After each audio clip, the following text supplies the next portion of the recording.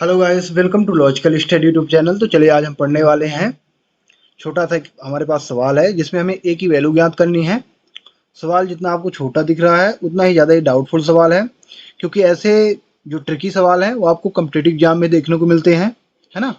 ऐसे छोटे सवाल दे दिए जाते हैं, कई बार आपको डाउट आ जाता है और आपका आंसर गलत हो जाता है। तो हम आज इसी को सीखने वाले हैं।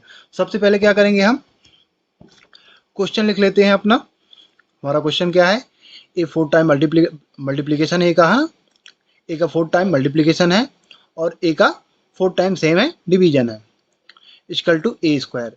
तो हमें ए की वैल्यू निकालनी है, ठीक है ना। जबकि हमारे पास चार ऑप्शन दिए हैं ऑलरेडी, जिसमें ए की जो वैल्यू है निकल के जो आती है तो फोर है, ठीक है ना। इसमें फोर है, बट हमें निकाल के सीखना है कि फोर वैल्यू कैसे हम इससे निकालेंगे, ठीक है ना। कैसे सॉल्व करके ए की वैल्यू हम निकालेंगे। सबसे पहले हम क्या करेंगे, यहाँ आप देख सकते हो ऊपर पूरा क्या है, मल्टीप्लिकेशन है, नीचे क्या है, एडिशन है।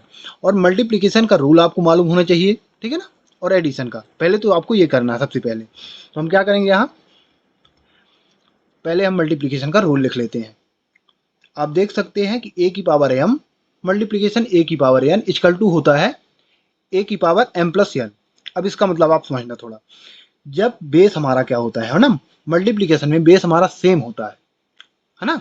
बेस हमारा सेम होगा तो इसमें पावर क्या है, जिसकी घात होती है ऐड हो जाती है। तो यहाँ लिखा जाएगा, यहाँ जैसे ए की पावर एम प्लस एन। तो आप इसको समझ सकते हो कि यहाँ पावर क्या है, कुछ भी नहीं दी हुई है तो एक मानी जाएगी।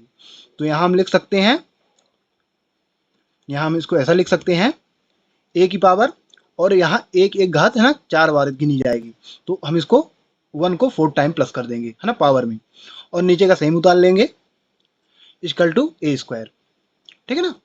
अब यहाँ का हमारा सॉल्व हो चुका है ना ऊपर मल्टीप्लीकेशन का। तो यहाँ देख सकते हो ना, फोर टाइम हमने वन जो इसकी घात है उसको हमने ऐड किया है, ठीक ना। इसको आप साथ में भी लिख सकते हो, डायरेक्ट यहाँ फोर लिख दो, बट हमने यहाँ समझाने की कोशिश की है। अब आगे क्या करेंगे हम, अब आगे हमें एडिशन का रूल लगाना है। तो एडिशन का क्या रूल होता है, एडिशन का रूल लिख लेते हैं हम यहाँ, ए की पावर एम प्लस ए की power M equal to two a की पावर एम। अब इसको आप थोड़ा समझिएगा ये रूल को। एडिशन में क्या होता है, एडिशन में सब्ट्रैक्शन दोनों में सेम रूल लगता है ये वाला, ठीक है ना। तो एडिशन में क्या होता है, बेस हमारा समान होना चाहिए, ठीक है ना, बेस हमारा समान होना चाहिए। और साथ ही आपका जो इसमें पावर है वो भी हमारा समान होना चाहिए, तभी हम किसी भी वेरिएबल या संख्या का एडिशन कर सकते हैं, ठीक है ना।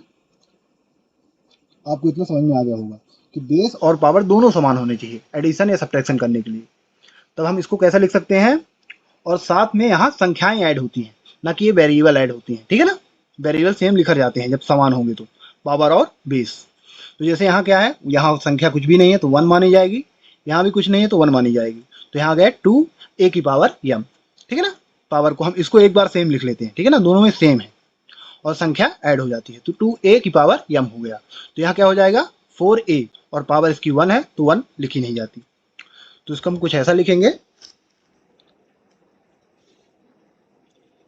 यहाँ लिखेंगे ए की पावर फोर कर देंगे, इसको ऐड कर देंगे तो, और यहाँ हो जाएगा four A equal to A square, ठीक है ना।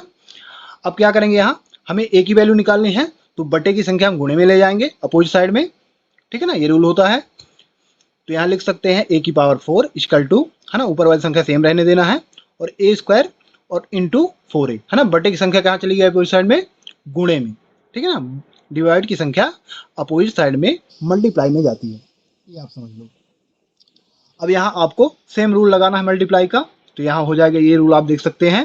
तो यहाँ भी जो उसकी पावर है ऐड हो जाएगी। तो यहाँ हम लिख सकते हैं ए की पावर फोर इक्वल टू, यहाँ क्यूब हो जाएगा ना, यहाँ जैसे ए दो घात है और यहाँ एक घात है, जब कुछ भी घात नहीं मान रहती तो एक मानते हैं। तो यहाँ हो जाएगा दो एक तीन घात हो जाएगी, है ना। तो ए की पावर थ्री हो जाएगी, और यहाँ संख्या का संख्या से मल्टीप्लिकेशन होता है, तो फोर है यहाँ और यहाँ वन है, कुछ भी नहीं है तो वन माना जाएगा। तो फोर वन जा फोर। तो यहाँ आप देख सकते हो कि ए की power four equal to four A cube आ गया। अब हमें ध्यान देना कि हमें वैल्यू किसकी निकालनी है, ए की निकालनी है। तो हम क्या करेंगे, ए को एक साइड ले जाएंगे और संख्याओं को एक साइड करेंगे। तो यहाँ जब एक साइड करेंगे तो क्या होगा, फोर के मल्टीप्लिकेशन में ए है, ठीक है ना।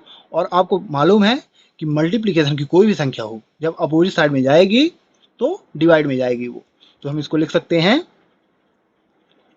ए की पावर 4 डिवाइड बाई ए की पावर क्यू इक्वल टू, इधर क्या बचा 4 सेम रहने देना आपको।